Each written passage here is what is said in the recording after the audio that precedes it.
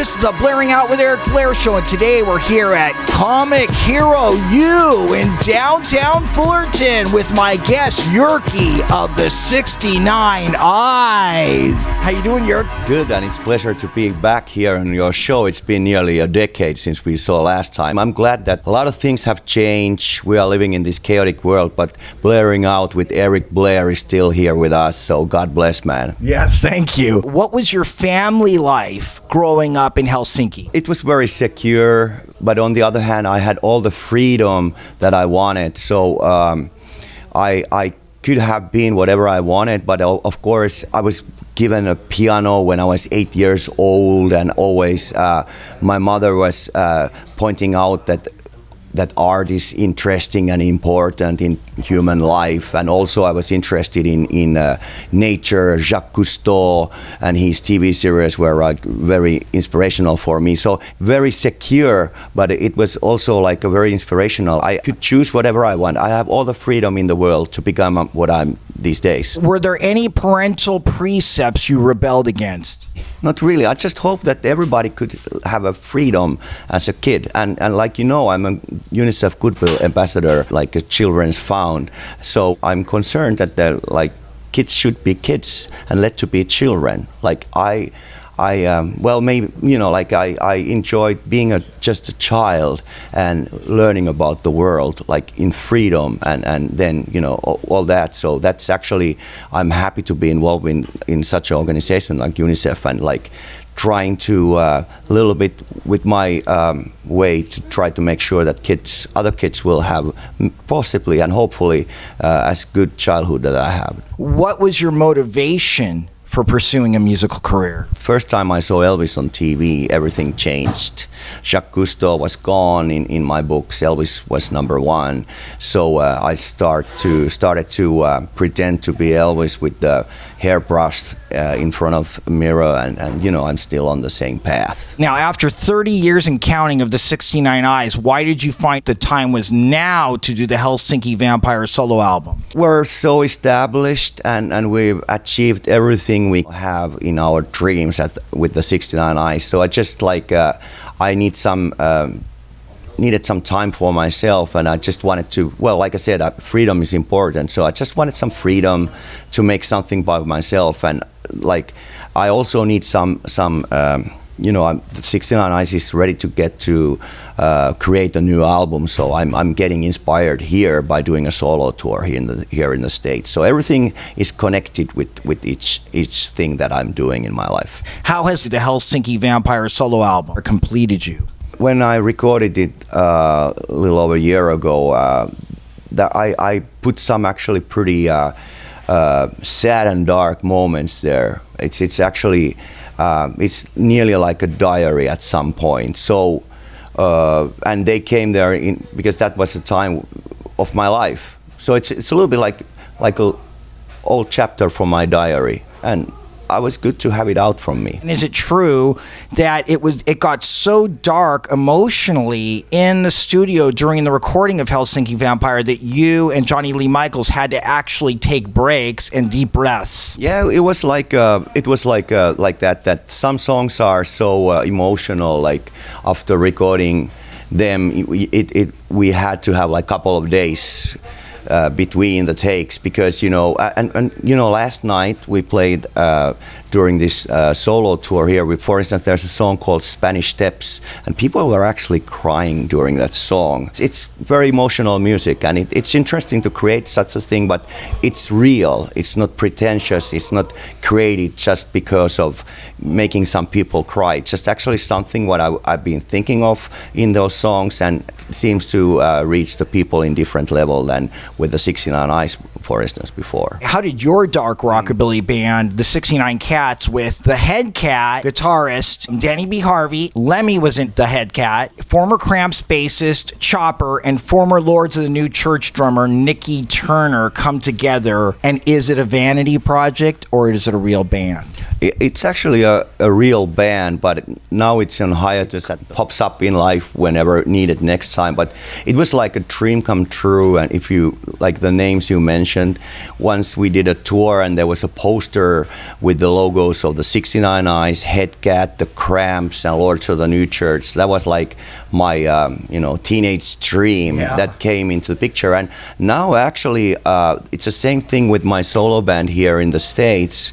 As I'm touring, I have Ace from Johnson from Faster Pussycat in the band, Ashes from Devil Driver, and Kyle Cunningham from Mad Life in the band. So all these logos, again, in this poster is something very cool and valid. I'm very proud of. So it's like I have had a really pleasure to working with the greatest musicians, and but that I'm fun. I'm their fan. How important is fame to you, and could you live without it? Well, I mean, for instance, this solo tour here is like we're playing in a small venues, and it's more like a cult thing. But that's what I like. Mm-hmm. And after show, I want to meet everybody who bothered to come over. So with the 69 Eyes, we play bigger shows. There's could be like hundreds of people, and I don't have time to go to meet them personally after every show, most likely. I want to do these kind of things for my soul and just to meet these people that I consider my friends even. So I like to keep things in cult level, and I like to play in small places. And for instance, now as we are playing here in OC in Slide Bar, that's a fantastic venue. And actually, I as you mentioned Lemmy, did you know that there's Lemmy's white boots there on the wall in that club? That's kind of like a sign. What about the fame? What if this was all taken from you tomorrow? How would you mentally and emotionally and spiritually deal with that? Well, I'm not sure if there is still fame. I mean, once we met last time, like a decade ago, there was some fame. Mm-hmm. Is there still some fame? I think I'm interesting for certain kind of people, bring some interest, and people who want to dig some strange cult rocker from Finland, and I'm there to be that one. But I'm not sure if there's that much fame left anymore. I look like a cartoon character. That's why probably you wanted to do the interview here in a comic store. But I mean, is that fame or not? I don't know. But I have found a way to live my life, and I like this how it is. I can't change anymore back. I'll be Spider-Man forever. What is your opinion on the dissolution of vocalist Ville Valo's band Him? I was both like jealous because that was like maybe the 69 Eyes should do that, but he was first to do that. On the other hand, I was like angry because he sort of left us rock alone, like come back.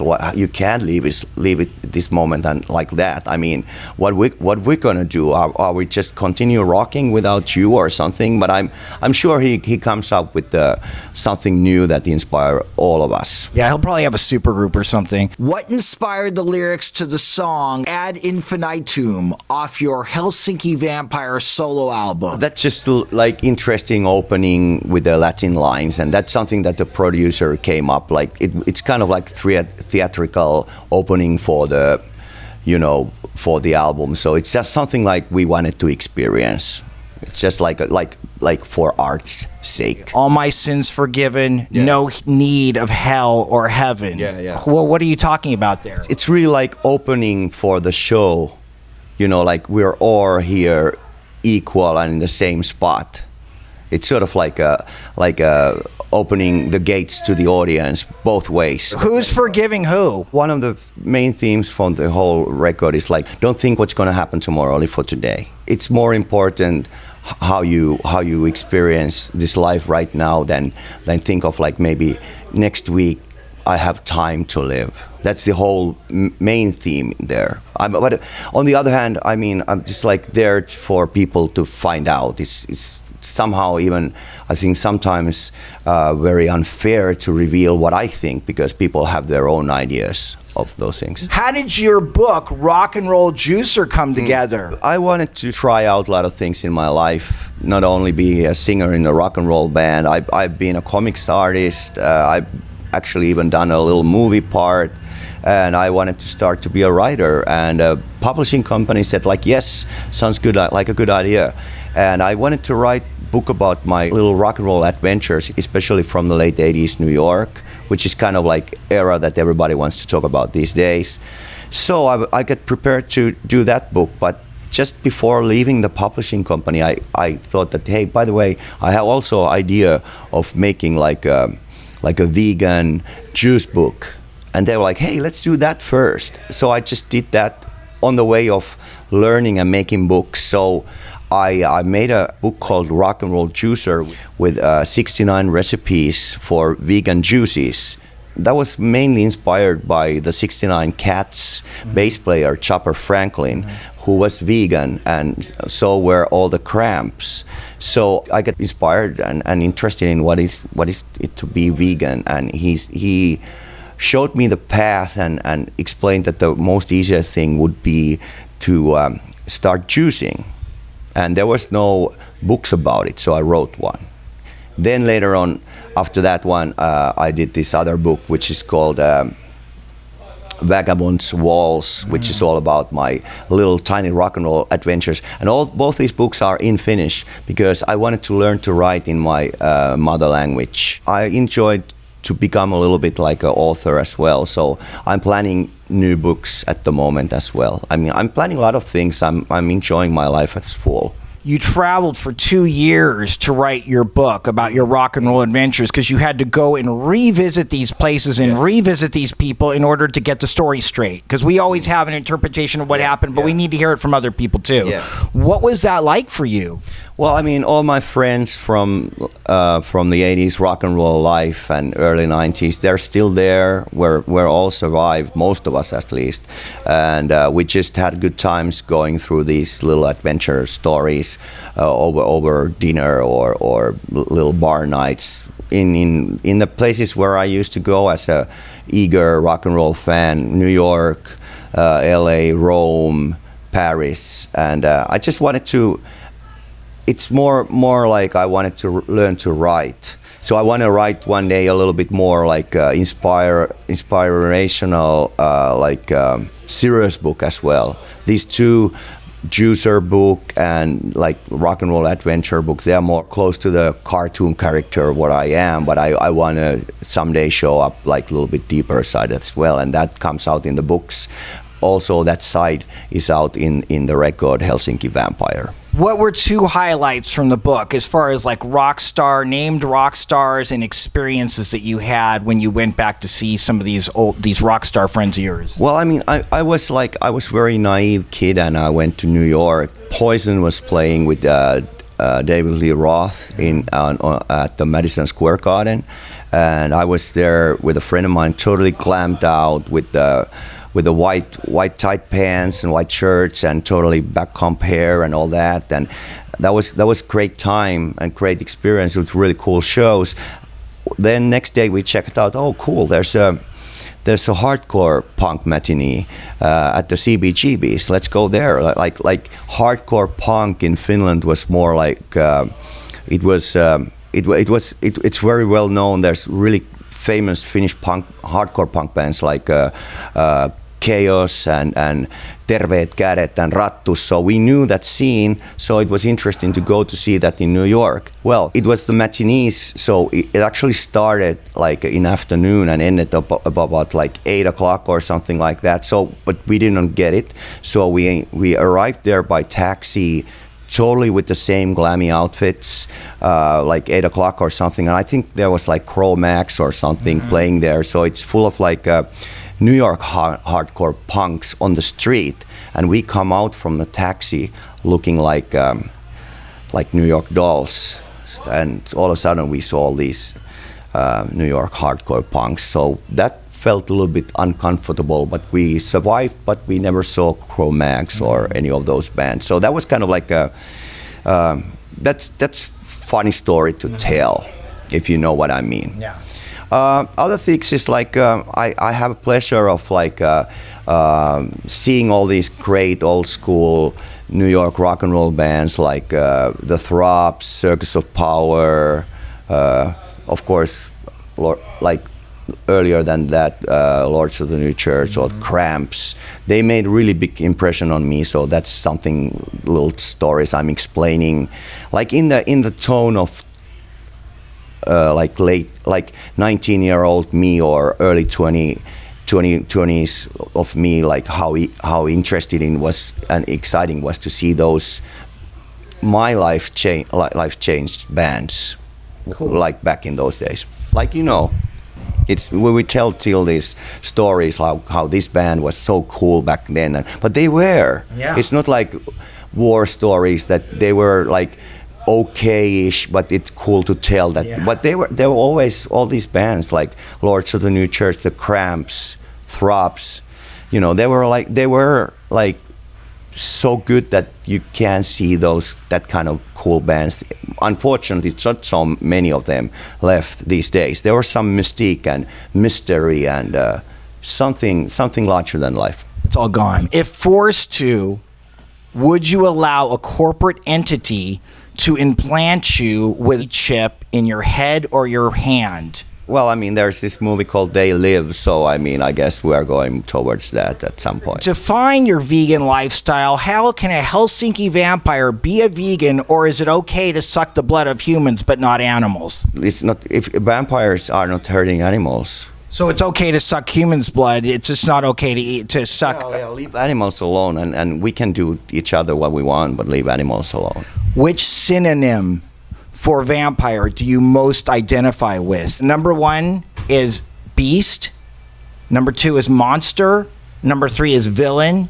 Number 4 is brute. Number 5 is fiend. Number 6 is devil. And number 7 is Satan. These are all synonyms for vampire. I think the beast. Why do you identify with the number 69? Because it always makes people wonder and ask the question, and from my point of view, there's no straight answer, but it interests people, and it made the name of the band really interesting. So and it's like people seem to have different ideas and answers about that, and most obvious ones, also very strange ones. And on the other hand, it's been around like so long as a with Egyptians and Mayans, and everybody had like this similar kind of symbol. So it's also like a very eternal symbol. So it was perfect at that moment, and it still seems to interest people. They want to have an answer, or want to describe what it is. Do you believe evil exists? And if so, how would you define it? Well, selfish. Mm-hmm. Let's start from that. Mm-hmm. That's a good start. If you don't, open up the door for older people, and don't be selfish. Do you like the direction the world is going in today? In a very weird way, I do, because like we talked earlier, I mean, we've been dressing up in black for these couple of decades already, and now it's very chaotic, crazy world. Isn't this something that we and like what you asked earlier, I mean, all these movies, They Live and so on, isn't this something that we predicted or nearly waited to happen? In the other hand, this chaos, which is very much around, we can't tell what's going to happen next and what's a turn, it's at least inspiring. So hopefully it creates, like everybody says, cool music again, interesting art. Maybe hopefully we put our energy to creating something not lukewarm, something more, like long lasting and meaningful. That's also like my positive outlook for everything. Yeah. And I like to personally contribute on that, like with my little way of like records, books, performances, talking about in interviews, or just get inspired. Like the worst thing would be to sink into apathy. Be like just numbing out and not reacting it.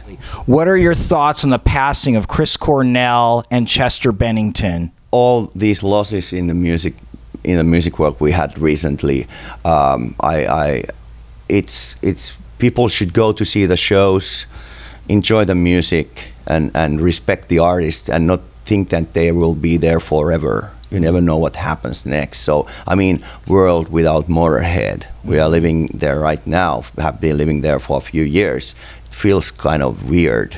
You know, soon there's a world without a couple of other bands and so on. So let's enjoy what we have right now. And then, again, like respect the legacy of these people who basically nearly sacrificed themselves for our entertainment. Do you believe that your good deeds outweigh your bad deeds? I don't even think that I have bad deeds these days. Okay. I get rid of them through the years, so that's why I like to get old. Okay. Everything becomes really much easier and more clear, and you see the path. If you could collaborate with any rock star, living or dead, who would it be? You probably inspired me now to say this, but Al Jorgensen would be an interesting guy to do something, just to enjoy the chaos around us and create something more. Do you believe in order out of chaos? There's always some balance, temporarily but like it's world is based on chaos, so, and chaos theory and everything like that. So. It depends through what kind of glasses you look at it. What is in the now for the 69 Eyes? We're actually, while I'm here to getting inspired during my solo tour, the rest of the band is writing new material. We are releasing. Our band is going to be 30 years next year, so we're going to release a new record and hopefully. We haven't been playing here in the States for 10 years. We try to come back, but rest of that, life goes on like normal. We release records, and people still come to our shows, enjoy our shows, and I think they are. We were just talking about it. They are sort of like we consider like our fans, sort of like they vote that the 69 Eyes will go on and go on. So they sort of like support us to continue. I mean, we reached the highest what we could ever reach as a band, and I think now what the next step or what we've been doing is just keeping going, and that's our destiny. Mm-hmm. The Ramones did that. Yeah, and unfortunately, there's no so many of our contemporaries around. So, I think we just keep on going and playing rock and roll and making records, and hopefully, the people will enjoy that as our value. What would you like your legacy to be? I hope that there will be people who give themselves time to think and study the world outside of just popular culture, get inspired by popular culture, but also try to learn about world outside of that as well, and why things are what they are in the popular culture. What is Lemmy's legacy to you? He was the most free man in the Western world, at least in my books. He did what he wanted, and he was a symbol of freedom. So, long before selfies, I think always people who wanted to take a picture, when I first time came into America in the late 80s as a teenager, I went to, first thing I did, I went to take a picture of myself with the Statue of Liberty, because then I felt like I'm free and I'm free to start. People who wanted to take pictures and took pictures with Lemmy, I think Lemmy symbolized, he was like a walking Statue of Liberty. So, not all of us can be free and, do whatever we want, but he could, and he was inspiring in that sense. So I actually, now coming back to a previous question, I hope that I hope that my legacy will be also try people to be free, however the way they consider themselves to be free. Live free life, and don't hesitate, don't regret, and live. Most importantly, try to live for this moment. Don't think what's going to happen next week or something. Don't worry. What brings you the most peace in your life right now? I'm very happy in a happy place right now. I'm on tour. I saw We drove from Arizona to California, and I saw the Blue Mountains behind the, like over the desert. That was beautiful. Cool. That's peaceful. So I was there. The mountains were sort of like giants looking down, and the clouds over them, and they seemed to have all the wisdom, and they seemed to be able to answer the questions. Who or what is the greatest love of your life? My mother, of course, like most of us. So I hope that people have a good relationship with their parents. How would you define the word love? It's unconditional. What's next for Jyrki? I have the sound check to do, and I want to perform great show here in Fullerton. I'm really looking forward to that, and I feel like this is something what I wanted to do the rest of all my life. And I mean, whatever I've done is something like this is something what I've been, what I have lived. Really, every show on this little tour, and that's goes along a little bit the philosophy you've been asking from me. Like I really wanted all this to be like whatever is happening next is something what I've been preparing all my life, and I try to live that way and I've tried to live that way for a while. It's not something that I want to do now and next thing is something tomorrow. Now is the time. It's especially now. It's always good to be in your show, and what you were talking is like this whole topic for entire album, and you're right about it. I'm actually thinking of this next 16 Nights album to be more. It's been more like some records have been like just cartoon vampire images. Now it's end of that. Now it's time to go to all these serious topics and like what's going on around us. So you were right about that actually. Yeah, well, It wasn't you who inspired me, but obviously now what you brought up is something that I want to really brought that to the records. Don't worry, I'm not going to ask for a royalty. Okay. Bring out with Eric Blair show with Jyrki of the 69 Eyes signing off. The Blairing Out Show.